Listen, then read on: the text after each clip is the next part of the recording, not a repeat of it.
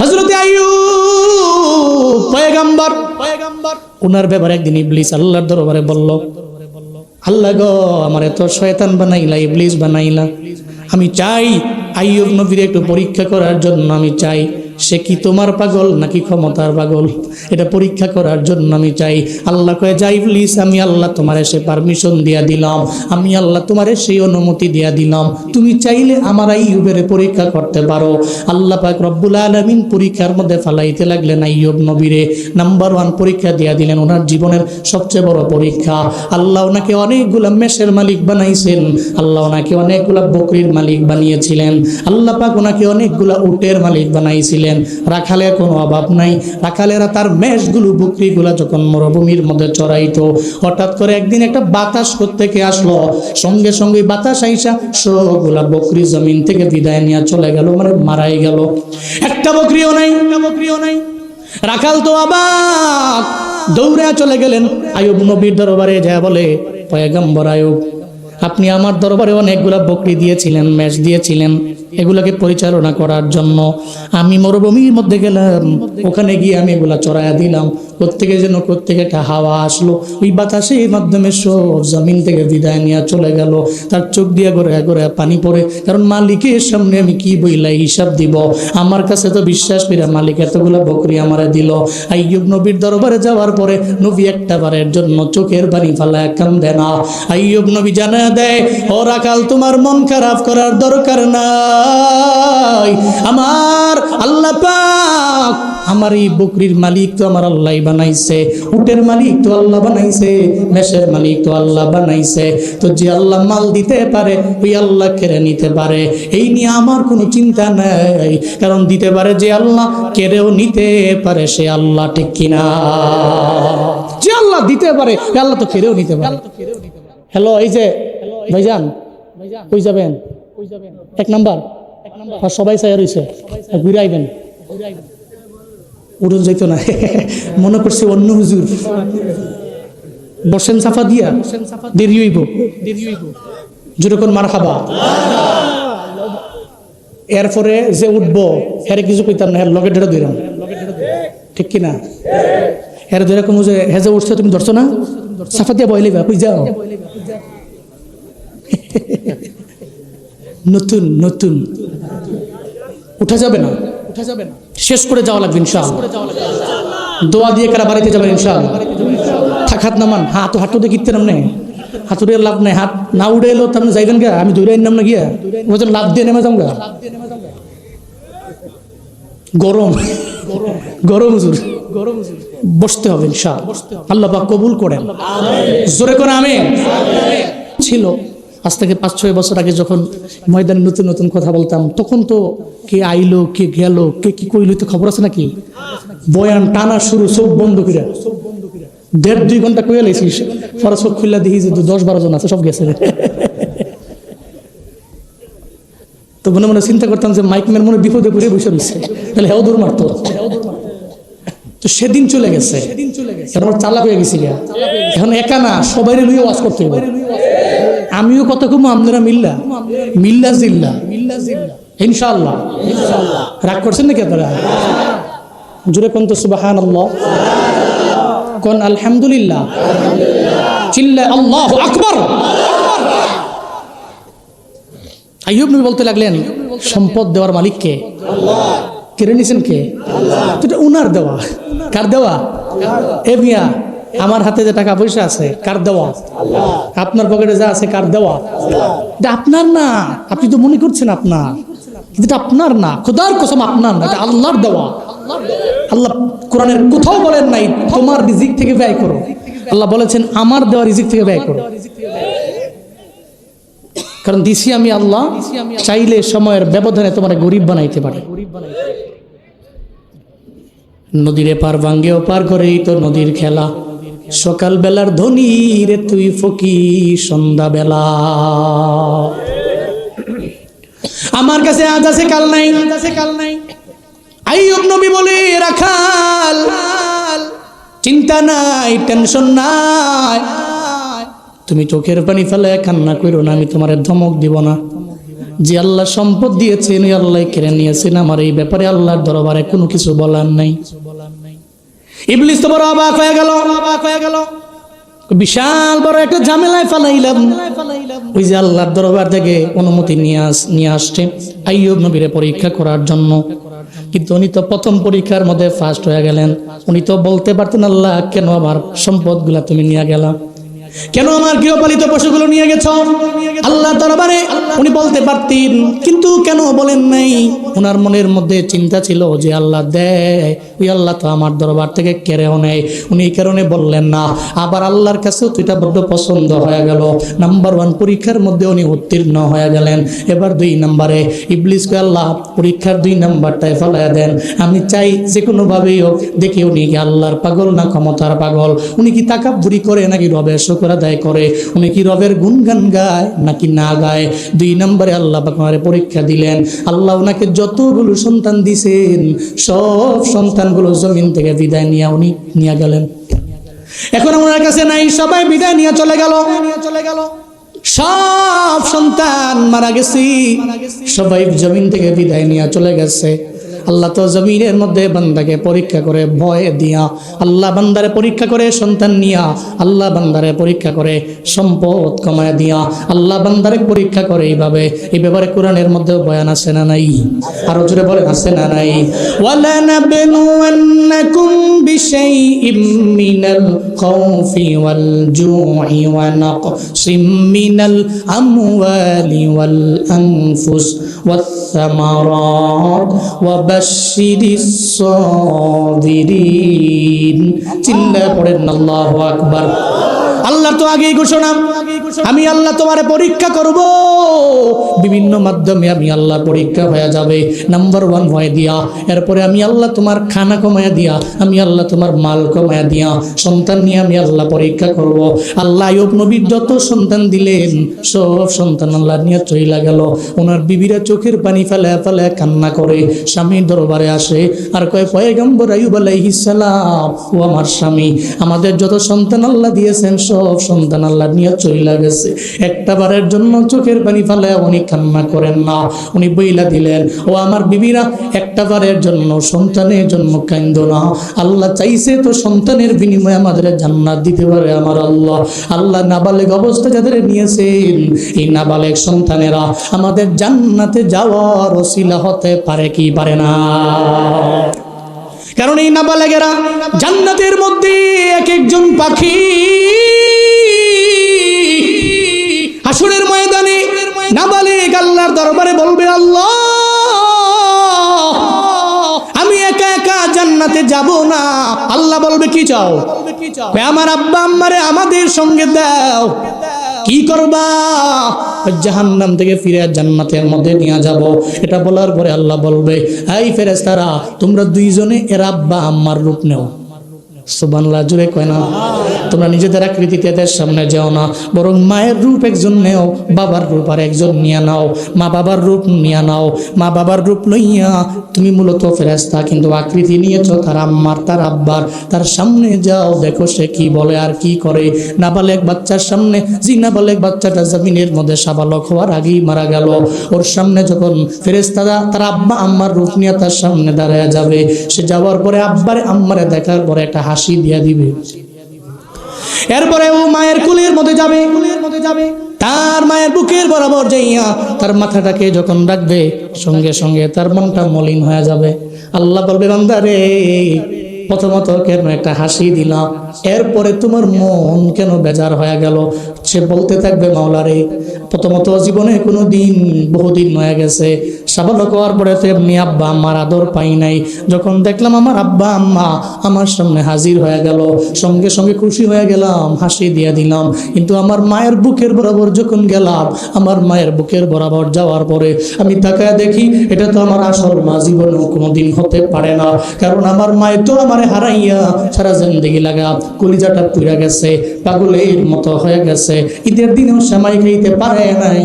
আমার চিন্তা কইরা এটা ভালো কোনো অনুষ্ঠান পেটের মধ্যে নিয়ে মায়ে খাইতে পারে নাই কেন? ওই সন্তানটারে হারাইয়া মনে পড়ে গেছে। আমার কথা মনে পড়ে গেলে মনটা পাগলের মতো হয়ে গেল।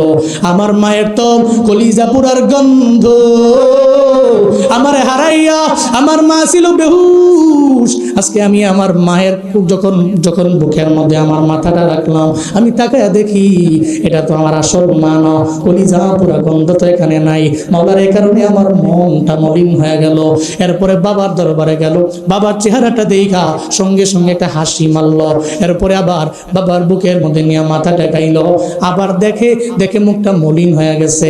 আল্লাহ কয় কি ব্যাপার, বাবার বেলাও কি একই ব্যাপার? কয় হ্যাঁ হ্যাঁ, বাবার বেলাও তো একই ব্যাপার। আমি আমার রিয়েল বাবা পাই নাই, রিয়েল বাবার বুকের মধ্যে আমি মাথা টেকাইতে পারি নাই। আল্লাহ কয় ফেরেশতারা, তার আব্বা আম্মার আকৃতি নেওয়া লাগবে না, তার সত্যিকারের আব্বা আম্মারে আনো, তার সত্যিকারের আব্বা আম্মারে তার সামনে আইনা দাঁড় করাইয়া দাও। আর সে কি বলতে চায় আমার দরবারে বলুক, তার রিয়েল আব্বা আম্মার সামনে আনা হবে। এই কি বলবার চাও? What do you want? তুমি কি চাও আমার দরবারে বলো। সঙ্গে সঙ্গে জানা দিবে, মাওলা রে আমি একা একা জান্নাতে যেতে পারি না, আমার আব্বা আম্মারে লয়ে আমি জান্নাতের মধ্যে যাব, এটাই তো তোমার আশা? হ্যাঁ এটাই আমার আশা। আল্লাহ পাক বলবে যাও যাও, আমি আল্লাহ তোমারে পারমিশন দিয়ে দিলাম, সেই সামর্থ্য আমি আল্লাহ দিলাম, আমি আল্লাহ তোমারে সেই রাইট দিয়ে দিলাম। তোমার আব্বা আম্মারে জাহান্নাম থেকে ফিরাইয়া এই মুহূর্তে তুমি জান্নাতে নিয়ে যাও। সুবহানাল্লাহ, আরো জোরে আল্লাহু আকবার। আতিনা ফি দারে দুনিয়া না হাসান, আতিনা ফি দারে উকবা না হাসান, ইয়া গিয়াসাল মুস্তাগীসি নাহদিনা লফদিখার বিল উলুমে ওয়াল গিনা, হর গরিদে নেক তু তৈয়ার হ্যায়, जो न मंगे उस्तुबे जारो है। আইয়ুব নবী বলে বিবিরা, সন্তান তো হারাইছো, এই জন্য সন্তানের জন্য চোখের পানি ফেলা কান্না করার দরকার নাই। হয়ে যেতে পারে তোমার আমার ছেলেরা হাসরের ময়দানে জান্নাতের ওসিলা চিল্লা পড়া যাবে কি মারহাবা। لا تلهكم أموالكم ولا أولادكم عن ذكر الله ومن يفعل ذلك فأولئك هم الخاسرون।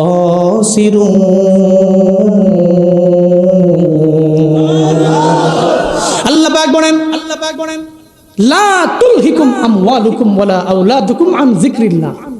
মনে রেখো, সম্পদ দেওয়ার মালিক কে? সন্তান দেওয়ার মালিক কে? এগুলা পাইয়া আল্লাহরে ভুলো না, কারণ আসল কে? যিনি দিতে পারেন উনি কেড়ে নিতে পারেন। তো তুমি পাইয়া মূলটাকে ভুলে গেলা, মূল যিনি আল্লাহকে ভুলে গেলা। মনে রেখো, যদি এমন করো তো তুমি ক্ষতিগ্রস্তদের অন্তর্ভুক্ত হয়ে যাবা। তুমি মাল পাইছো, তো সন্তান পাইছো, এগুলা পাইয়া শুকর আদায় করো। যদি বাহাদুরি করো, যে কোনো সময় আমি আল্লাহ নিয়ে যেতে পারি, তোমাকে আমি পথের ভিখারি বানাইয়া শর্ট টাইমের মধ্যে বাসন হাতে দিয়া 3 রাস্তার কিনারার মধ্যে বসাইয়া দিতে পারি আমি আল্লাহ। আল্লাহর কি সে ক্ষমতা নাই? আল্লাহ সে ক্ষমতা আছে। এই জন্য বাহাদুরি, তাকাব্বুরি, বড়াই অন্ততপক্ষে সন্তান লইয়া, ছেলে লইয়া, সম্পদ লইয়া করা যায়, কিন্তু কারা করে না? ওই যে যারা গুণের বান্দা তারা করে না। সুবহানাল্লাহ পড়বেন না? যারা গুণের বান্দা এরা জীবনও কোনোদিন এটা করে না। আইয়ুব নবী বলার পরে ইবলিসের মাথা নষ্ট। আরে প্রথম নাম্বার পরীক্ষায় ফেলাইলো আল্লাহ, হেদি ফার্স্ট হয়ে গেল। দ্বিতীয় নাম্বার পরীক্ষায় ভাবছি সন্তানগুলা মরে গেলে হয়তো কানবে। আল্লাহকে বলবে আল্লাহ কেন করলা? এটা হয়তো বলবে ওমা হেদি আর ঈমান আরো বাইরে গেছে। ইবলিস তো আবার এবার 3 নাম্বার, জীবনের সবচেয়ে বড় পরীক্ষা আল্লাহ পাক হযরত আইয়ুব নবীকে দিয়ে দিলেন। কোত্থেকে যেন একটা বাতাস চলে আসলো, ওনার নাক দিয়া পুরা বডির মধ্যে গিয়ে ওনার বডিতে পচন ধরতে লাগলো। পুরা বডি হয়ে গেল দুর্গন্ধ। উনি হঠাৎ করে তাকায়া দেখলেন ওনার পুরা বডিতে দুর্গন্ধে ভরপুর হয়ে গেছে।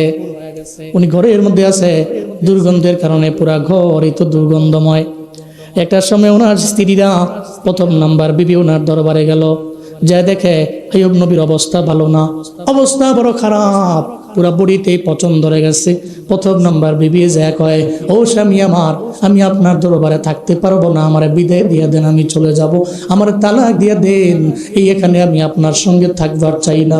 আইয়ুব নবী কয়, আল্লাহ এ কেমন পরীক্ষার মধ্যে তুমি আমারে ফালাইলা, তবে অসুবিধা নাই, যেহেতু বিবি থাকতে চায় না, জোর করে রাখাও যাবে, জোর করেও রাখা যাবে না।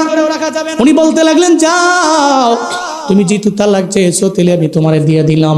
নাম্বার 1 বিবিরে উনি তালাক দিয়ে দিলেন। এরপরে ওনার 2 নাম্বার বিবি ওনার দরবারে গেল।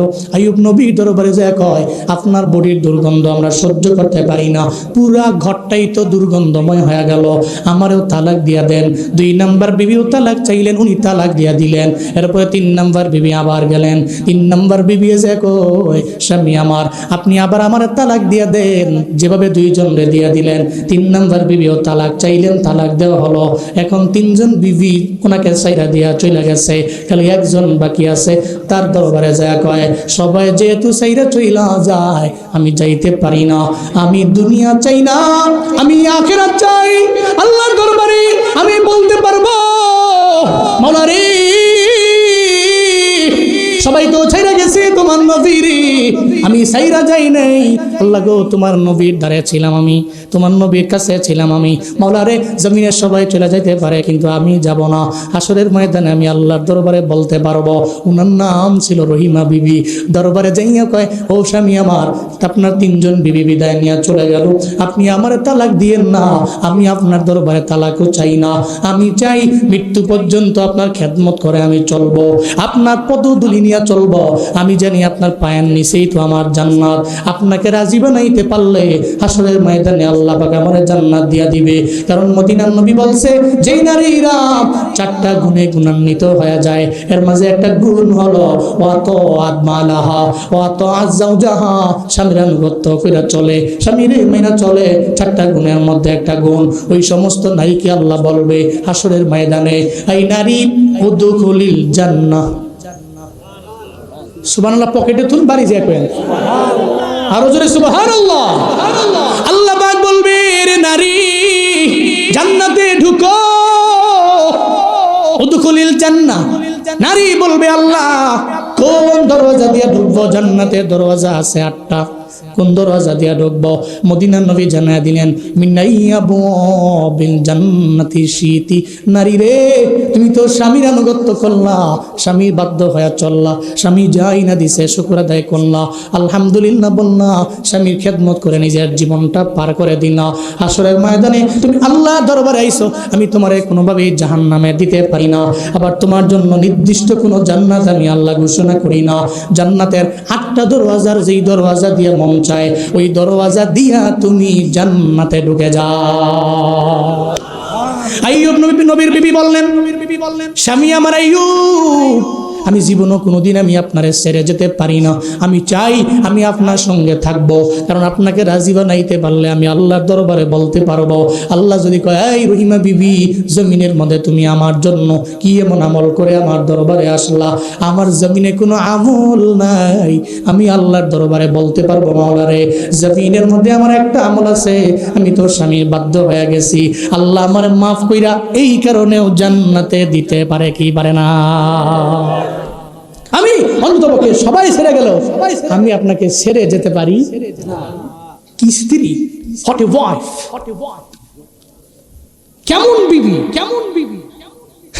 আর আমগো বিবিরা একটু জ্বর আইছে, ঠান্ডা লাগছে, তো নাক দিয়া দুর্গন্ধ আসে, একটু রুম টুম আলাদা করে দিয়ে আরেক রুমে চলে যায়, ঠিক কিনা বলেন? হ্যাঁ, বিবি হন তো এমন বিবি, এমন স্বামীর খেদমত আপনাকে জান্নাতে নিয়ে যাবে। আপনি তো এমন বিবি হবেন, আপনার জান্নাতে যাওয়ার মাধ্যম হবে স্বামীর ইতাআত, আনুগত্য, স্বামীর বাধ্য। আল্লাহ আমাদের সব মা বোনদেরকে সঠিক বুঝ দান করেন। মা বোনরা আবার রাগ করে ফসে নাকি কইতে হুজুর ছিল দুইটাই খেলে আম করে কয়। তাই নবীর বিবি বললেন, আমি আপনার সঙ্গে আছি, ওকে তোমার সঙ্গে থাকো, তাহলে আমি তোমার তালাক দিলাম না। আমার 3 বিবি চলে গেছে, তো আমার 1 বিবি তো আছে, নাম রহিমা, আমি তোমাকে নিয়ে একসাথে জান্নাতে থাকবো। দুইজনে দিনাতিপাত করতে লাগলেন। তো কয়েকদিন চলে গেল, তো আইয়ুব নবীর বডি থেকে দুর্গন্ধ ঘর থেকে বেরোয় এলাকার মধ্যে ছড়িয়ে পড়ল। এলাকার লোকেরা চলে গেলেন বিবি রহিমার দরবারে। বিবি রহিমারে, তুমি তোমার ঘরের মধ্যে তোমার স্বামীকে নিয়ে থাকতে পারবা না, কারণ সমাজে বায়ু দূষণ হচ্ছে, বাতাসগুলো দূষিত হয়ে যাচ্ছে। তোমার স্বামীর দুর্গন্ধের কারণে আমরা বসবাস করতে পারছি না ঠিক মতো। তুমি তোমার স্বামীর নিয়ে এই জায়গা থেকে অন্য জায়গায় চলে যাও। বিবি রহিমা বলতে লাগলেন, আমি কোন জায়গায় যাবো? আমার স্বামীরে লইয়া আমি কোথায় যাবো তো আমার জানা নাই, আমরা জানি না কোন জায়গায় নিবা। তুমি ডিসিশন নাও, তুমি সিদ্ধান্ত নিয়ে নাও, তোমার ডিসিশন তুমি নেওয়া লাগবে। একটা পর্যায়ে রহিমা বিবি কয়, মাওলারে আমি তো একা আছি, আমার সঙ্গে ডানে বামে সামনে পেছনে তো কেউ নাই। এখন তো বিছানার মধ্যে তার দুর্গন্ধযুক্ত বডিটাও, এই বডি তো আমার সঙ্গে কেউ ধরবে না। তবে আমি যেহেতু আছি, আমারই তো এক জায়গা থেকে আরেক জায়গায় টাইনা নেওয়া লাগবে। রহিমা বিবি তার মাথার মধ্যে আইয়ুব নবীরে নিলেন। আইয়ুব নবীরে লয়া ঘর থেকে বের হইয়া বিশাল এক জঙ্গলের মধ্যে চলে গেছে। একটা বারের জন্য চিন্তা করে নেই দুর্গন্ধযুক্ত বডি আমি মাথায় নিব না, চিল্লা পড়া যাবে কি মারহাবা। জঙ্গলের মধ্যে চলে গেলেন। ওখানে আইয়ুব নবী আর উনার বিবি, আইয়ুব নবীর বিবি, আইয়ুব নবীর পুরা বডিটাই তো দুর্গন্ধযুক্ত। খাবার তো নাই, খাবার তো ম্যানেজ করা লাগবে। জঙ্গলের মধ্যে খাবার তো কেউ দিয়ে যাবে না। বিবি রহিমা চিন্তা করলেন, আমি এখানে বসে থাকলে হবে না, মানুষের বাড়িতে যাওয়া লাগবে, মানুষের বাড়িতে কাজ করা লাগবে। মানুষের দরওয়াজার সামনে গিয়ে নক দিয়া যদি কোনো কাজ থাকে কাজ করব, ওখান থেকে কাজ পেলে যা পাবো আমি আমার স্বামীর দরবারে নিয়ে আসব।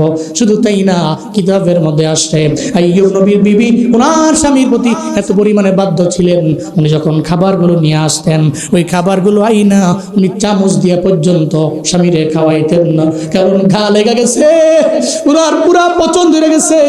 মুখের মধ্যে যদি একটা চামচ দেয় তাহলে উনি ব্যথা পেয়ে যাবে। জিহ্বার গোড়ার মধ্যে, জিহ্বার আগার মধ্যে চামচ বানাইয়া ওই জায়গার মধ্যে খাবারগুলো উনি নিতেন, চিবাইয়া নরম বানাইয়া নিজের জিহ্বারের চামচ বানাইয়া এরপরে ওনার মুখের মধ্যে দিতেন। চিল্লা পড়া যাবে কি সুবহানাল্লাহ। এত পরিমাণে মহাব্বত ছিল। রহিমা বিবি চলে গেলেন মানুষের দাঁড়ে যা বলতে লাগলেন এলাকার লোকেরা, আমার স্বামী তো আইয়ুব নবী, ওনার পুরা বডিটাই পচন ধরে গেল, ওনাকে সাইরা চলে গেছে। প্রথম বিবি চলে গেছে, দ্বিতীয় বিবি চলে গেছে, তৃতীয় বিবি চলে গেছে, একমাত্র আমি আছি। মানুষের দ্বারে যায়, মানুষের দরবারে যায়, বিভিন্ন কাজ খোঁজে, কাজ করে সারা দিন লাগে, কাজ করে সন্ধ্যাবেলায় চলে আসে, আবার জঙ্গলের মধ্যে এসে ওনাকে খাওয়ায়, সারা রাত লাগে ওনারে পাহারা দেয়। এভাবে যখন দিনাতিপাত করতে লাগলেন, একটা পর্যায়ে উনি একদিন একটা সওদাগরের বাড়ির সামনে গিয়ে দাঁড়াইলেন, ডাক দিলেন, বাড়ির মধ্যে কেউ আসেননি। ওই সওদাগরের বউ ওনার সামনে আসলো। সওদাগরের বউ কয়, কে আপনি? কয়, আমি একজন মুসাফির, আমি একজন পথিক, আমি আপনার বাড়িতে কাজ করার জন্য চাই। সওদাগরের বউ কয়, আপনার চেহারা দেখে তো মনে হয় একটা সম্ভ্রান্ত পরিবারের মাইয়া, আপনি আমার বাড়িতে কাজ করার জন্য কেন আইছেন একটু বলেন না। রহিমা বিবি কয়, আমরা এক সময় ছিলাম ধনী, ধন দৌলতের মালিক বানাইছেন আল্লাহ, আবার আল্লাহ কেড়ে নিছেন। আমার স্বামী আজকে জঙ্গলের মধ্যে পড়ে আছে একা একা, এখন চাইলেও তো আমার স্বামীরে আমি জোর কইরা খাবার তো আমি জোগাড় করাইতে পারবো না। এই জন্য মানুষের বাসায় বাসায় যাই, আমি নিজে গিয়া মানুষের বাড়িতে কাজ করে আমার স্বামীরে আমি আইনা খাওয়াই। এই কথা শুনতে দেরি সওদাগরের বউটা কয়, এমন তো মানুষ আবার জমিনের মধ্যে আছে, আপনারা একটা ধর্ম মানেন, ওই ধর্মের নাম কি?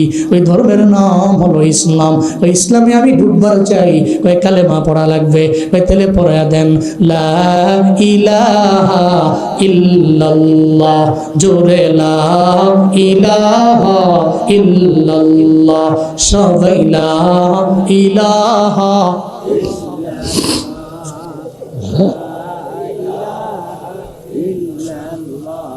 লা ইলাহা ইল্লাল্লাহ মুহাম্মাদুর রাসূলুল্লাহ সাল্লাল্লাহু কালিমা পড়ে আমরা মুসলমান বানায় দেন। সওদাগরের স্ত্রী কালিমা পড়ে মুসলমান হয়ে গেছে। কার হাতে? বিবি রহিমার হাতে। বিবি রহিমার হাতে কালেমা পড়লেন, মুসলমান হয়ে গেলেন। তো ভিতরে বললেন, আসেন আপনি, এখন তো আমি আপনার বোন, কি বোন, ইন্নামাল মুমিনুনা ইখওয়া। তো মুমিন যদি ভাই হয়, আর একটা মুমিনা তো তারা বোন হবে, ঠিক কিনা বলেন? ধর্মীয় ভাই আর ধর্মীয় বোন, কিন্তু কপাল পোড়া এক রাজনীতির জেদ ধরে এই মুমিন ভাইটাই মুমিন ভাইয়ের উপরে আঘাত করতে দ্বিধা করে না। কপাল পুড়ে গেছে, এত পুড়ে গেছে, তুমি এত বেহায়া, এত নির্লজ্জ। তুমি তোমার গ্রামই থাকে, তোমার পাড়ার লোক, তুমি এক নেতাকে ফলো করো, সে আরেক নেতাকে ফলো করে, তুমি এই জেদ ধরে মারামারি করো। তোমার পরিচয় না ছিল তোমরা দুজন ভাই, কোনো মারামারি হবে না ইনশাআল্লাহ। হ্যাঁ, উল্লাপাড়ার মাটি তো শান্তির মাটি হবে ইনশাআল্লাহ, ইনশাআল্লাহ। কোনো বিশৃঙ্খলা করা যাবে? ইসলাম শৃঙ্খলাটাকে, বিশৃঙ্খলাকে সাপোর্ট করে না। সো আমি যেহেতু ইসলাম মানি, ধর্ম মানি, কোরআন মানি, আমি উশৃঙ্খল হব না ইনশাআল্লাহ। আল্লাহ আমাদের সব ভাইকে কবুল করেন। আরো জোরে পড়েন আমিন। বোন, তুমি আমার ঘরে আসো, আমার ঘরে আসো, তোমাকে যা লাগবে আমি দিব। আমার বাড়িতে কাজ করবা, থাকবা, সকাল থেকে নিয়ে সন্ধ্যা পর্যন্ত আমার সঙ্গেই থাকবা, সাপোর্ট দিবা, যা লাগবে আমি দিব, নিয়ে যাও। ইবলিসের তো মাথা নষ্ট, ইবলিস তো কয় খাইছে রে। ভাবছিলাম যে তারে পোকায় ধরলে তার বউ তিনটা চলে গেছে, তো 4 নাম্বারটাও চলে যাইতো, তো সে ওই সময় বেকায় দেয় পুরো অন্তত পক্ষে আল্লাহরে ভুলে যাইতো। কিন্তু 3 জন চলে গেল, একজন তো যায় না, বিবি রহিমা। আবার মানুষের দাঁড়িয়ে দাঁড়িয়ে যায়, কালেমা পড়ে মুসলমান হয়ে গেছে। ইবলিস চিন্তায় পড়ে গেল, সওদাগরের মাথায় ঢুকলো। ইবলিস গিয়া সওদাগরের মাথার মধ্যে বুদ্ধি দিয়া দিছে, সওদাগর রে, আপনার ঘরের মধ্যে একটা মহিলা আসে, মহিলাকে জানেননি? এই মহিলা হলো আইয়ুব নবীর বিবি, রহিমা বিবি, 4 নাম্বার বিবি। আপনার ঘরের মধ্যে আসে, আপনার ঘরের মধ্যে সকালবেলা আসে, সন্ধ্যা পর্যন্ত কাজ করে, সব নিয়ে যায়। আপনার বিবির সাথেও সম্পর্ক ভালো, তাল্লুক ভালো। শয়তান এসে মাথার মধ্যে দিয়া দিল, কয় আইয়ুব নবীর বিবিটা বড় সুন্দরী বিবি, আপনি চাইলে তার দিকে একটা কুনজর দিয়েও দেখতে পারেন, দেখেন না প্রলোভন দিয়ে আপনার দলে আনা যায় কিনা। এবার ওই সওদাগর ইবলিসের বুদ্ধি শুনছি, ঘরের মধ্যে আইছে। এদিকে তো ওনার বউ আছে, বউয়ের সঙ্গে তো রহিমা বিবিও আছে, চেহারাও তো বড় সুন্দরী। দূর থেকে আর চোখে রহিমা বিবির দিকে তাকায়। হঠাৎ করে বউয়ের কাছে ধরাও খেয়ে লাইছে। বউ কয়, ঘরের মধ্যে বউ রেখা ইটিস পিটিস, এটা জীবনও কোনোদিন মানতে পারবো না, জীবনও কোনোদিন মানতে পারবো না। কারণ আমার দেশের নারীরা সব কিছুর ভাগ দিতে পারে, স্বামীর ভাগ দিতে পারে না।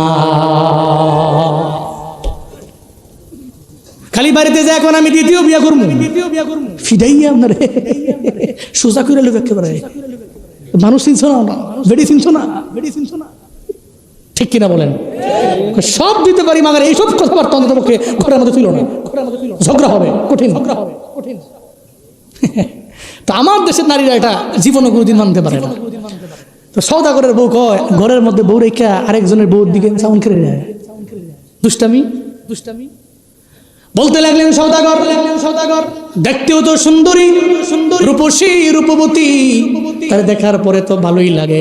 এটা বলার পরে সওদাগরের বউ কয়, আপনার ধারণাও নাই স্বামী আমার, আপনি যার দিকে তাকাইলেন চোখ উল্টাইয়া, আপনি যার দিকে তাকাইলেন সে আল্লাহরে ভয় করে, শুধু তাই না সে রবের জান্নাত কামনা করে। 3 জন বিবি আইয়ুব নবী চলে গেল, সে তো এমন নারী, সবাই চলে গেছেও যায় না, স্বামীর খেদমত করার জন্য এত পরিমাণে পরিশ্রম করতে লাগলো, অথচ অন্য একটা ঘরের মধ্যে যাইলেও পারতো, যায় না। আপনি রং নাম্বারে ডায়াল করলে লাভ হবে না, জীবনও কোনোদিন তাকে প্রলোভন দিয়ে আপনার নজর দিয়ে আপনি নিতে পারবেন না। এবার বড় চিন্তায় পড়ে গেল। ইবলিস কই এটা দিয়েও কাম হইতো না। এবার ইবলিস আবার মুরব্বীর একটা বেশ ধরে সওদাগরের দরবারে আসে, এসে কয়, সওদাগর তুমি যাও, যেহেতু আইয়ুব নবীর বিবি তোমার ঘরের মধ্যে আসে, তাহলে তোমার ঘরের মধ্যে একটু বরকত তুমি রেখা দাও, আইয়ুব নবীর বিবির থেকে একটু বরকত রেখা দাও, কারণ নবী যেমন বরকতওয়ালা, নবীর বিবিও বরকতওয়ালা, ঠিক কিনা? আজকে তোমার দরবারে আসবে, তুমি তোমার স্ত্রী বলবা, তোমার স্ত্রী যাতে করে ওই রহিমা বিবির মাথা থেকে একটু চুল কাইটা তোমার ঘরের মধ্যে রেখা দেওয়া হয়। ঘরের মধ্যে যদি রেখা দেয় সারা জিন্দেগি লাগা তোমার ঘরের মধ্যে বরকত থাকবে। নবীর বিবির একটু চুল তোমার ঘরের মধ্যে আছে, শয়তানের শয়তানি বুদ্ধি, ঠিক কিনা? শয়তানি বুদ্ধি দিয়া দিল। সওদাগর বাড়ির মধ্যে আসে, এসে কয়ে বিবি রে, ওই যে রহিমা বিবি তোমার দরবারে আসে, তুমি তারে বলবা যে যদি তার চুলগুলো কাইটা আমাদের ঘরের মধ্যে রেখে দেয়, যদি ঘরের মধ্যে রেখে দেয় তাহলে ঘরের মধ্যে বরকত বেড়ে যাবে। এটা বলার পরে যখন সওদাগরের বিবির দরবারে রহিমা বিবি আসলো, রহিমা বিবিরে দেখার পরে কয়, রহিমা বিবি আমি আপনার দরবারে একটা আবদার জানাই, দেখেন তো রাখা যায় কিনা। বলেন না, আপনি তো কালেমা পড়ে আমার হাতেই তো মুসলমান হয়ে গেলেন। সওদাগরের বিবি কয়, ও বিবি রহিমা, আপনার মাথার চুল যদি আমি বলি আপনি কেটে আমার কাছে দিয়ে যাবেন, আমি ঘরের মধ্যে রাখবো, এই কারণে যে আমার ঘরের মধ্যে বরকত বেড়ে যাবে। সঙ্গে সঙ্গে রহিমা বিবির চোখ দিয়া ঘরে ঘরে পানি পড়ে। কেমনি এটা বলতে পারলেন? এটা আমার দ্বারা জীবনেও কোনোদিন সম্ভব হবে না, কারণ আমি চুল দিয়াও খেদমত করি আমার স্বামী যখন উঠতে পারে না, বসতে পারে না, আমি আমার স্বামীর দরবারে যাই, আমার আইয়ুব নবীর দরবারে আমি যাইয়া আমার লম্বা চুলগুলো আমি তার সামনে বিছাইয়া দেই। আমার চুলের গুপগুপা ধরে ধরে ধরে ধরে আইয়ুব নবী একটু বসতে পারে, চুলগুলো ফেলে দেই, আমার স্বামী বসতে পারবে না, জীবনে কোনোদিন আপনাকে আমি চুলগুলা দিয়ে যাইতে পারবো না।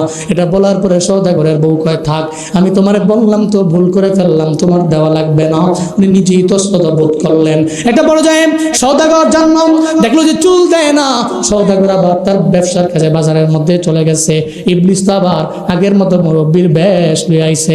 কয়, সওদাগর রে, ওই বিবির চুল কি তুমি পাইছো? কয়, না, পাই নাই, দেয় নাই, কারণ সে স্বামীর বড় খেদমত করেনি, অলি নারী, সে তো চুল দিবার চায় না।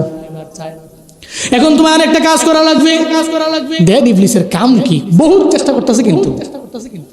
3 নম্বরে তুমি যাও তোমার বিবির দরবারে গিয়া তুমি বলো, যাতে করে রহিমা বিবি ঘরের মধ্যে আসার পরে সে বলে, পুরো চুল দেওয়া লাগবে না, চুলটা একটু কাইটা আগা দিয়া একটু অংশ দিয়া যাবে, অল্প একটু অংশ যদি তোমার ঘরের মধ্যে থাকে তাহলে বরকত বেড়ে যাবে। সওদাগর কয়, ঠিক আছে। এবার বিবির দরবারে গেল, যে কয়, বিবি রে, রহিমা বিবি যদি তোমার দরবারে আসে, রহিমা বিবিরে বলবা একটু চুল কাইটা দেওয়ার জন্য। যখন রহিমা বিবি আসলেন, উনি বলতে লাগলেন, অন্তত বাকি সব আবদার তুমি ফিরে দিছো, এই আবদারটা তুমি আমার বেলায় ফিরাইয়া দিও না। বলেন না কি আবদার? তোমার পুরো চুল লাগবে না, চুলের একটু অংশ তুমি আমারে দিয়া যাও। চিল্লা পড়া যাবে কি মারহাবা? আরো জোরে চিল্লা আল্লাহু আকবার। পুরো চুল দেওয়া লাগবে না রহিমা রে, পুরো চুলের প্রয়োজন নেই, তুমি আমারে চুলের একটু অংশ দিয়া যাও।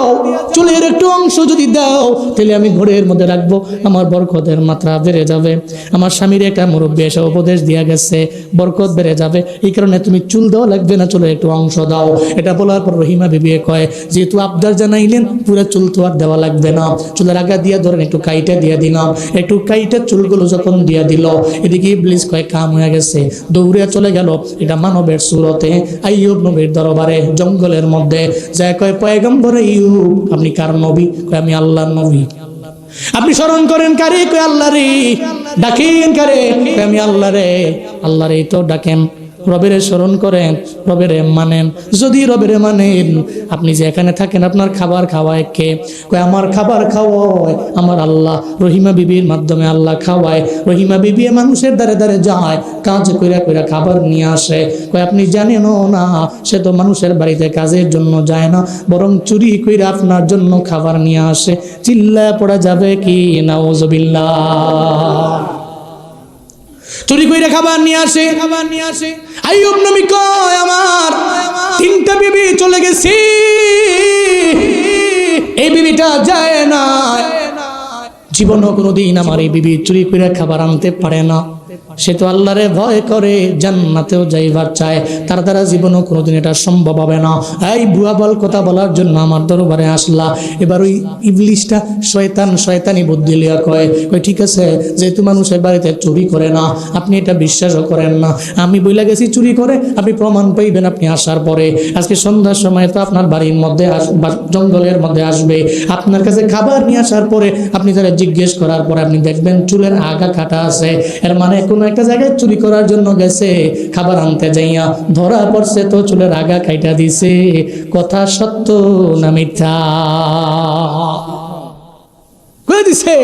আপনি দেখেন চেক করে, হয়তো কোনো জায়গায় চুরি করতে গেছে আপনার জন্য খাবার আনতে, তো চুরি করে ধরা পড়ছে তো রহিমা বিবির চুলের আগা কাইটা দিছে। কি মিথ্যা কথা, কি ডাহা মিথ্যা কথা বলে। নাউজুবিল্লাহ, জোরে পড়বেন না। আইয়ুব নবী ঠিক আছে, তাহলে আজকে প্রমাণ হবে বিবি রহিমা কি মানুষের বাড়িতে কাজ করে শ্রম দিয়ে আমার জন্য খাবার আনে, নাকি মানুষের বাড়িতে চুরি করে আমার জন্য খাবার আনে? আজকে পরীক্ষা হবে। সন্ধ্যার সময় খাবার নিয়ে বিবি রহিমা আসলেন। আসার পর বলতেছে, বিবি রহিমা তুমি কি মানুষের বাড়িতে চুরি করে খাবার আনো আমার জন্য? উনি বলতে লাগলেন, আস্তাগফিরুল্লাহ, এটা তো জীবনেও কোনোদিন আমার দ্বারা সম্ভব না। আপনি কেমনে বললেন? জীবনেও সম্ভব না।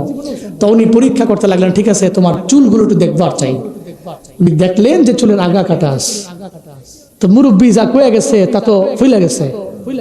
তো উনিও রাগান্বিত হয়ে গেছে। কি মিথ্যা কথা বলার জায়গা পাও না?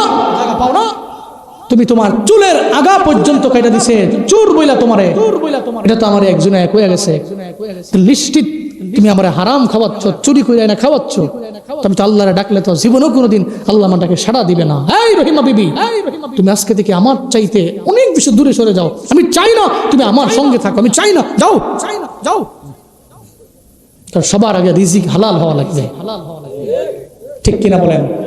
রিজিক হালাল তো আল্লাহরে ডাকবো, আল্লাহ পাক ডাকে সাড়া দিয়ে দিবে। রিজিক হালাল না তো রবকে আমি আল্লাহ বলতে বলতে মৃত্যু পর্যন্ত আল্লাহ বলে ডাকবো।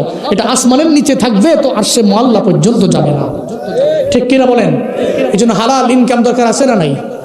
দরকার আছে না নাই? হালাল খাবো, হালাল ইনকামের উপরে চলবো। সুদি লেনদেন, ঘুষ খাওয়া, ঘুষ খেয়ে, সুদ খেয়ে 5-6 তলা বিল্ডিংয়ের মালিক হওয়ার কোনো প্রয়োজন? আমি যেহেতু মুসলমান, তাহলে আমার সমস্ত সম্পত্তি হবে সুদ মুক্ত, ঘুষ মুক্ত। রাজি আছি তো ইনশাআল্লাহ? আজকে থেকে আমার ইনকামকে আমি হালাল বানাইয়া আমার এই বডির রক্তকে হালাল বানাবো। কারা কারা পারবো? দুহা তুই আল্লাহকে দেখাই।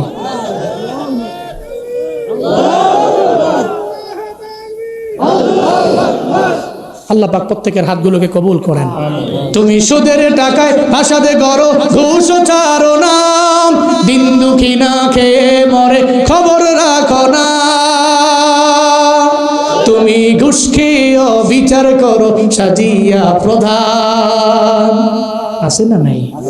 তুমি ঘুষ খেয়ে বিচার করো সাজিয়া প্রধান। তুমি কেমন মুসলমান, তুমি কেমন মুসলমান, কেমন মুসলমান, তুমি কেমন মুসলমান, ঠিক কিনা? আইয়ুব নবী বলতে লাগলেন, এই রহিমা বিবি, আজকে থেকে তোমার সাথে আমার আর সম্পর্ক নেই, তুমি যাও। তুমি আমারে চুরি করা খাবার খাইছ। এবার তো উনি কান্দে আল্লাহর কাছে, মাওলারে তুমি তো জানো আমার কোনো সাক্ষী নাই, আমার কোনো শাহিদ নাই, আমি সাক্ষ্য প্রমাণ দিতে পারবো না, জীবনও কোনোদিন আমার দ্বারা সম্ভব না। কিন্তু তুমি জানো আমি তো তাকে রাজি করার জন্য এটা করি না, আমি তোমাকে রাজি করার জন্য করি। যার কেউ সাক্ষী নাই, তার একজন আছে, চিল্লা বলেন তার নাম। আল্লাহ পাক তো আছেন, আল্লাহর দরবারে বলতে লাগলেন, হে মালিক তুমি আমার সাক্ষী হয়ে যাইও। আল্লাহর দরবারে বলতে লাগলেন। একটা পর্যায়ে আইয়ুব নবী তো জঙ্গলের মধ্যে শোয়া। আল্লাহ কয়, জিবরাইলে এবার আইয়ুবের দরবারে যাও। আমি আল্লাহ বহুত পরীক্ষার মধ্যে ওনারে ফালাইলাম, কিন্তু পরীক্ষার মধ্যে পইরাও উনি তো গোল্ডেন এ প্লাস পেয়ে গেল, উনি তো পরীক্ষার মধ্যে পইরা ফেল হয় নাই। আল্লাহ কয়, জিবরাইল তুমি আইয়ুব নবীর দরবারে যাও। আইয়ুব নবীর দরবারে হচ্ছে জিবরাইল যখন চলে আসলেন, আসার পরে বলতে লাগলেন, প্রথমত সালাম দিলেন, আসসালামু আলাইকা ইয়া আইয়ুব। সালাম দিলেন। সালাম দেওয়ার পরে একটু সময় উনি ওয়েটিং এ থাকলেন। এরপরে আর একটু পরে উনি সালামের জবাব নিলেন। জিবরাইল অবাক হয়ে গেলেন, আমি সালাম দিলাম, আপনি সঙ্গে সঙ্গে কেন সালামের জবাব না দিয়া কেন আপনি মাঝখানে কিছু সময় নিলেন? আমাকে বলেন না। নবী আইয়ুব জানা দেয়, আল্লাহ পাক রব্বুল আলামিন আমার বডির মধ্যে পোকা ধরায়া দিছে। আল্লাহ পাক রব্বুল আলামিন আমার একটা বড় পরীক্ষার মধ্যে আল্লাহ ফালাইলেন। আমার পুরা বডিতে পোকার অভাব নাই, আমার মুখের মধ্যে তো পোকায় ধরে গেছে। আমার মুখের একটা অংশের মধ্যে একটা পোকা ওই জায়গার মধ্যে খাইতেছিল। যখন আপনি সালাম দিলেন, আমি যদি সালামের জবাব দিতে যাই, পোকা আর আম্মতো খাইতে পারবে না, পড়ে যাবে। এই চিন্তা করে সঙ্গে সঙ্গে আমি সালামের জবাব দেই নাই, বরং আমি যখন পোকার খানা শেষ হয়ে গেল এরপরে আপনার সালামের জবাব দিলাম। চিল্লা পড়া যাবে কি আল্লাহু আকবার। জিবরাইল কয়, নবী আইয়ুব এবার বলেন না, এই বিশাল বিপদে কে ফেলাইছেন? বিশাল বিপদের মধ্যে তো আমার আল্লাহ ফেলাইছেন। আল্লাহ চাইলে তে বিপদ থেকে উত্তরণের পথ আমার আল্লাহ বের করে দিতে পারে। এরপর আমার আল্লাহরে ভুলে যান নাই। আমার আল্লাহ এরপরেও শুকর আদায় করে, এরপরেও বড়াই করে না, এরপরও আল্লাহরে ভুলে যায় না, এরপরও তাকাব্বুরি করে না। ওই সময় আইয়ুব নবী চিন্তা, আমার আল্লাহ আমারে বিপদ থেকে বাঁচাইয়া দিতে পারে। আল্লাহ গো জিবরাইল, আমার পয়গম্বর আইয়ুব তার পরীক্ষার মধ্যে গোল্ডেন এ প্লাস পেয়ে গেল। আমি আল্লাহ চাই না এত বড় কষ্টের মধ্যে আমি আল্লাহ ওনারে ফালায় রাখবো। ও জিবরাইল, তুমি তারে যা বলো, পা দিয়া জমিনের মধ্যে যেখানে পাটা আছে পা দিয়ে আঘাত করার জন্য। যখন এটা বললেন জিবরাইল পা দিয়ে আঘাত করার জন্য, উনি পা দিয়া জমিনের মধ্যে আঘাত করতে লাগলেন। সঙ্গে সঙ্গে জমিটা ফেটে ওই জায়গা থেকে পানি বেরোতে লাগলো। আরো জোরে আল্লাহু আকবার। পানি বের হইতেছে। আইয়ুব নবী তো অবাক হয়ে গেছে। আমি আমার পা দিয়ে আঘাত করলাম, জমিটা দুইটা ভাগ হয়ে গেছে, নিচ থেকে পানি চলে আসছে। জিবরাইল কয়, দেখছেন নবী, আপনি পা দিয়া বাড়ি মারার কারণে জমিন থেকে পানি বের হয়ে গেছে। এটা তো আপনার দ্বারা সম্ভব না। এই খেলা তো একজনের, চিন্না বলেন তার না। কাদের কুদরতদারি বরকামাল, আন্তা রব্বি আন্তা হাসবি দুল জালাল, তুহি কাদের জলিলুল্লাহ জাহাদার, বহর হালে তুহি মেরা নেগাহাদার। আল্লাহর দরবারে বলতে লাগলেন, ও আইয়ুব, জিবরাইল বলতে লাগলেন আল্লাহর দরবারে, আল্লাহ তুমি তো আইয়ুব নবীর পায়ের মাধ্যমে ঝর্ণা বানায় দিলা, পানিও বানায় দিলা, এখন কি করা লাগবে বলুন রে আমার আল্লাহ। আল্লাহ পাক রব্বুল আলামিন কয়, ও জিবরাইল আমার নবীরে জানায় দাও, আমার নবীরে আমি আর এত বড় একটা কষ্টের মধ্যে আমি আল্লাহ ফালায়া রাখতে চাই না। উনি তো পরীক্ষার মধ্যে গোল্ডেন এ প্লাস পেয়ে গেল, উনি তো ফার্স্ট হয়ে গেল, উত্তীর্ণ হয়ে গেল। আমার আইয়ুব নবীরে এই পানির মধ্যে একটা ডুব দেওয়ার জন্য। আরো জোরে আল্লাহু আকবার। আমার আইয়ুবের যদি করে একটা ডুব দেয় পানির মধ্যে, আইয়ুব নবী পানির মধ্যে একটা ডুব দিলেন, সঙ্গে সঙ্গে পোকা সব ঝইরা ওনার বডি থেকে চলে গেছে। ওই পানির মধ্যে গোসল করার পরে আর বডির মধ্যে কোনো গন্ধ নাই। এখন মনে হয় আইয়ুব নবীর বডি থেকে জান্নাতি ঘ্রাণ চলে আসলো। হযরত জিবরাইল বলতে লাগলেন, নবী আইয়ুব, যেটা আল্লাহ পারেন সেটা আল্লাহ কইরা দেখাইছেন। আল্লাহ তো পারেন, কারণ আল্লাহ আপনাকে পরীক্ষা নিয়েছেন, আপনি উত্তীর্ণ হয়ে গেলেন, আপনার পুরা বডিটা এখন মুক্ত হয়ে গেছে। আল্লাহ কয়, জিবরাইল রে, আমার আইয়ুবের কোনো জামা নাই, কোনো কাপড় তো নাই।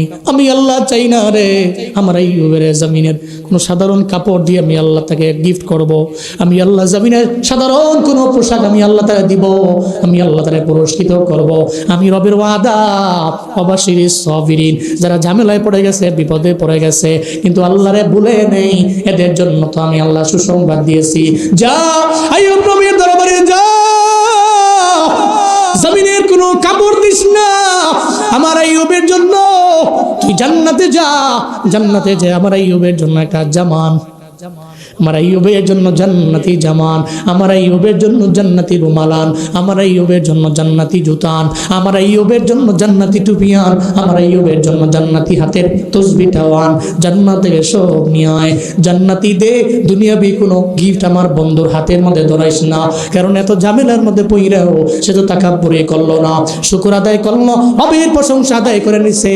যা যা আমার বন্ধুর জন্য আমি আল্লাহ পাক রব্বুল আলামিন জান্নাতে যার মজুদ করে রেখেছিলাম, তা ওখান থেকে নিয়ে আইয়ুব নবীরে দিয়া দাও। জিবরাইল জান্নাত থেকে সব নিয়ে যখন আইয়ুব নবীর হাতের মধ্যে দিলেন, উনি সুন্দর করে পড়লেন। এখন যার গায়ে জান্নাতি জামা, তার গায়ে তো দুর্গন্ধ নয়, তার গায়ে তো জান্নাতি ঘ্রাণ। পরা যাবে কি মারহাবা। জান্নাতি ঘ্রাণ আছে বড়িতে, আবার জান্নাতি পোশাক, জান্নাতি পোশাকের মধ্যে জান্নাতীয় ঘ্রাণ। একটা পর্যায়ে উনি বসে রইল। ওই যে বিবি রহিমা মানুষের বাড়িতে বাড়িতে কাজের জন্য চলে গেছে, সন্ধ্যার সময় আবার স্বামীর দরবারে আইলো। আইসা দেখে যে জায়গার মধ্যে স্বামী ছিল ওই জায়গায় নাই, ওই জায়গায় স্বামী নাই। উনি অবাক হয়ে গেলেন, আল্লাহর দরবারে বলতে লাগলেন, আল্লাহ আমার স্বামীরে কি পশুয়ে নিয়ে গেল কিনা, কোনো বাগে নিয়ে গেল কিনা। উনি চিন্তায় পড়তে লাগলেন, খুঁজতেও লাগলেন। একটা পর্যায়ে যায় দেখে একটা পাথরের মধ্যে নৌজোয়ান একটা জোয়ান পুলা বৈশা রয়েছে। সুবহানাল্লাহ জোরে কয় না, আরো জোরে কয় না আল্লাহু আকবার। দৌড়ে গেছি, নৌজোয়ান তোমার বাড়ি কই? এই জঙ্গলের মধ্যে পাথরের মধ্যে কেন বৈশা রইলাম? নৌজোয়ান কয়, আমার বাড়ি তো ওই জায়গায় পাশের এলাকায় আমার বাড়ি। কি নাম তোমার? কয় আমার নাম আইয়ুব। সুবহানাল্লাহ জোরে কয় না। রহিমা বিবি হাসে আর কয়, মজা করো নাকি? তুমি কি মজা করো নাকি? আইয়ুব নবী কয়, না মজা করি না। যে আল্লাহ পাক আমারে অসুস্থ বানাইছেন, ওই আল্লাহই তো আমার সুস্থতার নিয়ামত দিয়েছেন। বিবি তোমার ধারণাও নাই যে রাতের বেলা আমার বডির মধ্যে পচন ধরতে লাগলো। আমি ওদিন রাতের বেলা আল্লাহর দরবারে বলেছি, আল্লাহ তুমি আমারে 80 বছর পর্যন্ত আমারে ভালো রাখলা, তুমি তো চাইলে আমারে অসুস্থ বানাইতেই পারো, তুমি চাইলেই তো বানাইতে পারো। 80 বছর আমার আল্লাহ তো আমারে ভালো রাখলো, কিন্তু 18 বছর পর্যন্ত টানা ওনার বডির মধ্যে পচনটা ছিল, এই পোকে ওনারে ধরে রেখেছিল। উনি আল্লাহর দরবারে বারবার বলতেন, আমার মাওলা রে 80 বছর পর্যন্ত তুমি আমারে আমার বডির মধ্যে কোনো অসুস্থতা তুমি দাও নাই, কোনো ঝামেলায় তো আমারে ফালাইলা না। এখন তুমি ইচ্ছা করছো আমারে তুমি ঝামেলায় ফালাইছো, আমার বডির মধ্যে পচন ধরে গেছে। আমি জানি আল্লাহ গো, তুমি যে মাওলা, তুমি তো চাইলি এই বান্দাটারে, তুমি চাইলি অসুস্থতা দিয়া দিতে পারো, আবার চাইলেও তো তুমি সুস্থতার নিয়ামত দিতে পারো রে আমার মাওলা। আমি আল্লাহর দরবারে ওদিন বলছি, আল্লাহর উপরে আমার তাওয়াক্কুল আছে, আল্লাহর উপরে আমার ভরসা আছে, আল্লাহর উপরে আমি ডিপেন্ড করে চলি, আল্লাহর উপরে আমার আস্থা আছে, তুমি চিন্তা করো না। ও রহিমা বিবি, যে আল্লাহ অসুস্থতা দেয় ওই আল্লাহই তো আমার সুস্থ বানায়া দিছে। পড়া যাবে কি সুবহানাল্লাহ। তবে তোমার প্রতি আমার রাগ আছে, তুমি আমার হারাম কেন খাওয়াইছো? জিবরাইল আল্লাহ পাঠিয়ে দিল। আল্লাহ কয়, জিবরাইল রে আমার নবী জানে না, কারণ গাইবের মালিক তো নবী না, গাইবের মালিক হলেন আমার আল্লাহ। আলিমুল গাইবি ওয়াশ শাহাদাতি হুয়ার রাহমানুর রহিম। চিল্লা পড়েন আল্লাহু আকবার। আল্লাহ পাক বলেন, আলিমুল গাইবি ওয়াশ শাহাদা, গাইব এবং শাহাদার জ্ঞানী হলেন আমার আল্লাহ। আমার নবী তো জানে না। ও জিবরাইল তুমি যাও, রহিমা বিবির তো জমিনের মধ্যে কোনো সাক্ষীও নাই, তার কোনো শাহেদও নাই, সাক্ষী হয়ে গেলাম আমি আল্লাহ। আমি আল্লাহ সাক্ষী হয়ে জানায়া দিছি। আইয়ুব নবীরে গিয়া জানায়া দাও, এটা আল্লাহর পক্ষ থেকে একটা পরীক্ষাই ছিল। ইবলিস মূলত এই কাজটা করাইছে, মূলত রহিমা বিবি চুরি কইরা না খাওয়ায় নাই, কষ্ট করে করে পরিশ্রম করে সারাদিন লাগে পরিশ্রম করে আয়না খাওয়াইছে। এবার আইয়ুব নবীর সাথে রহিমা বিবি সুন্দর করে মিলে গেলেন। কে ঘটাইলেন? আরো জোরে বলেন, কে ঘটাইলেন? তাহলে যত ঝামেলায় পড়ে যাবে, যেই বান্দা রবের খাঁটি বান্দা, যেই বান্দা গুণের বান্দা, জীবনে কোনোদিন যত বড় বিপদে পড়বে আল্লাহরে ভুলে যাবে না।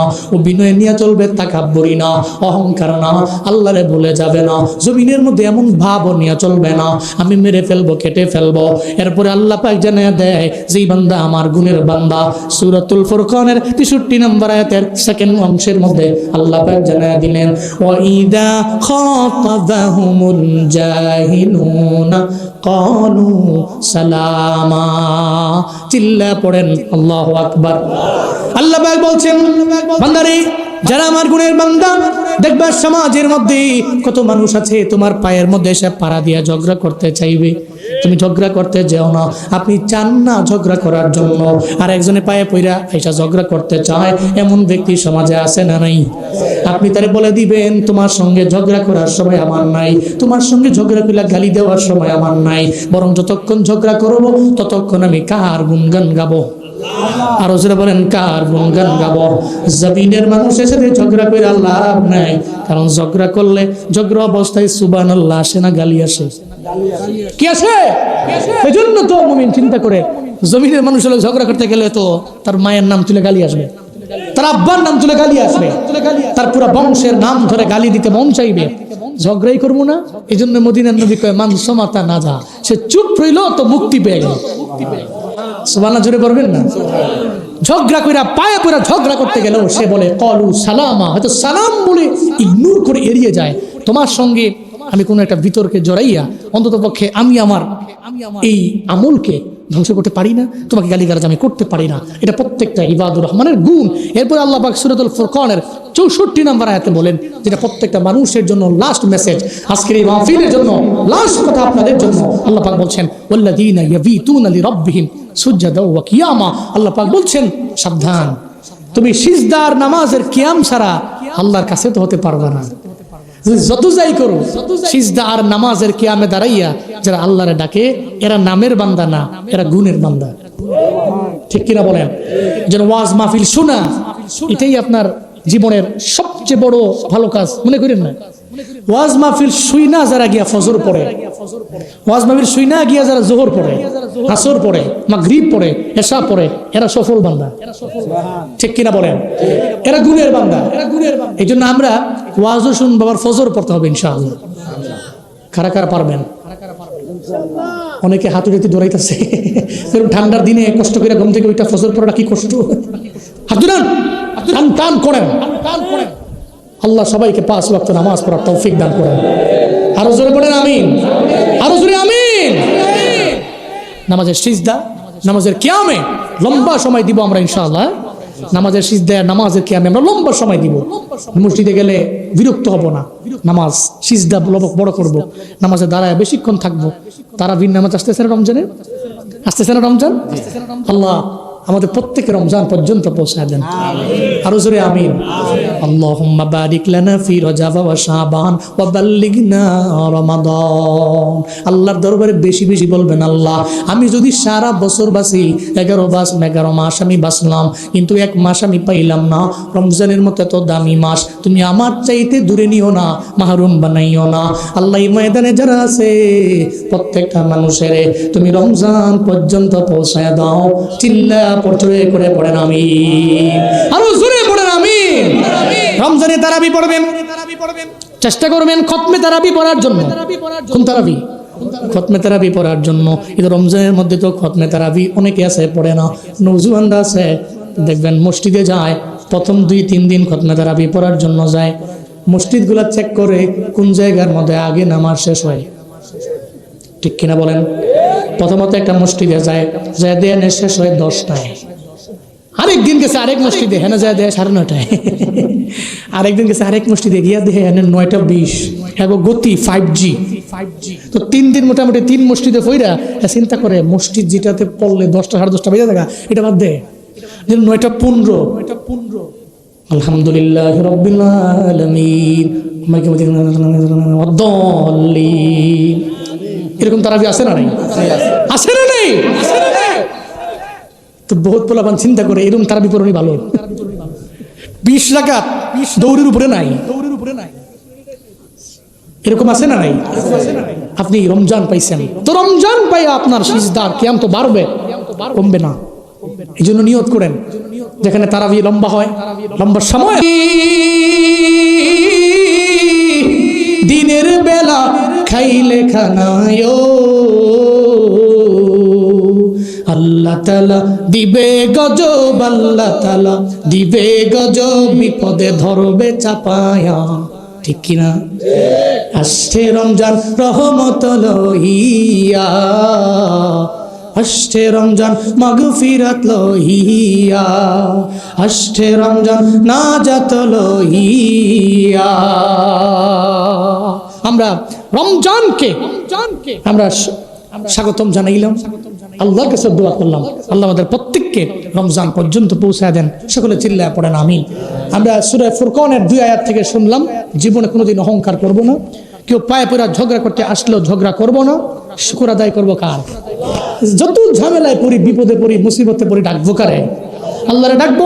এবং সিজদা এবং নামাজের কিয়ামে আমরা লম্বা সময় দিব। ঠিক খতমে তারাবিতে আমরা লম্বা সময় ধরে খতমে তারাবি পড়বো। আমরা নামাজের সিজদা কিয়ামে লম্বা সময় দিব।